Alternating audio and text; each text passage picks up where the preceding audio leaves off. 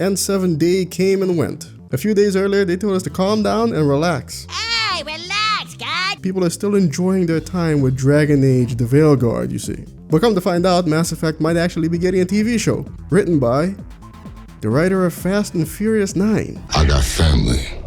Well, I didn't think that Jonathan Nolan knew anything about Fallout, and while it wasn't perfect, it worked out, for the most part, and that was for Amazon as well. I just want to reiterate what I've been saying for years, ever since the rumors were floating about a Mass Effect movie. It's also the same thing I've been saying about a Knights of the Old Republic adaptation. It's what I've been saying about virtually every video game, in fact. Don't even think about trying to adapt the game's storyline into this format. You will fail. There's way too much going on, way too many choices. The simple aspect of Shepard being male or female is gonna piss people off. You have a vast universe to play in that's replete with stories just waiting to be told. Why are you gonna go and retell a story that people have already heard? Even for the people who haven't played the games yet, I assume you want them to buy it and experience the full story for themselves, no? I don't know if you know this, but Mass Effect already had a movie, as did Dragon Age. I'm of course talking about Mass Effect Paragon Lost and Dragon Age Dawn of the Seeker.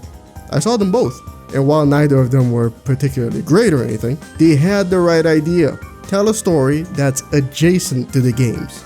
Do that, and you can still have familiar faces show up. Basically what the Mass Effect comic books did. You got the First Contact War, the Human Battalion conflicts with the Skillian Blitz and Torfin. How about a story revolving around Captain Anderson back in his prime? You got his adventures pre and post Spectre candidacy. You got his romance arc with Kaylee Sanders. You got him shooting Kai Lang, the bitch, in both legs. And you got his betrayal by Saren. You got everything. Alright? And I want to express something else. I cannot say this enough. The story does not need to revolve around humans all the time. They don't even have to make an appearance. I'm looking at you, Star Wars. The Rachni Wars, the Krogan Rebellions, the Geth War. The stories don't even have to revolve around war exactly. Here's an idea.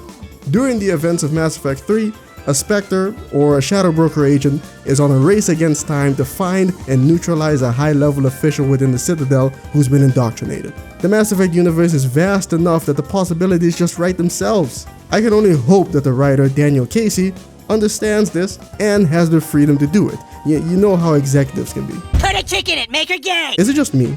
Or are we nearing a golden age of video game adaptations? Look at all the bangers we've had in the past few years. As someone who grew up in the 90s, do you know what we had as peak? As the best we got?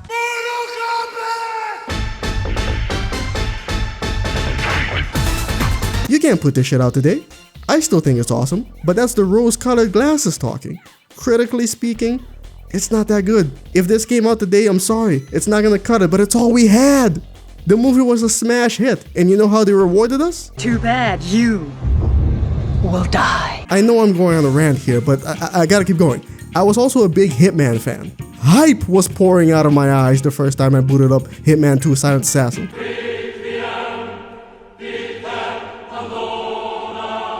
In my stupid little naive mind, I was imagining a story, a CIA agent or an Interpol agent, like in that movie with Clive Owen, The International. At the chagrin of their colleagues, this agent dedicated themselves to finding a man only known as 47, as they actually believe in his existence, only for them to let 47 carry out his mission unimpeded, or maybe even help them, after discovering who his target is and what they're up to.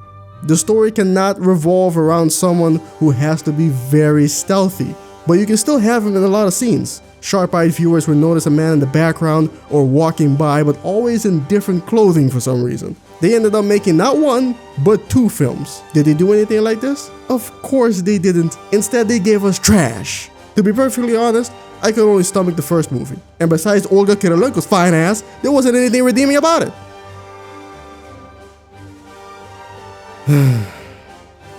Alright, rant over. Mass Effect TV show, I hope it's good, but I'm not holding my breath.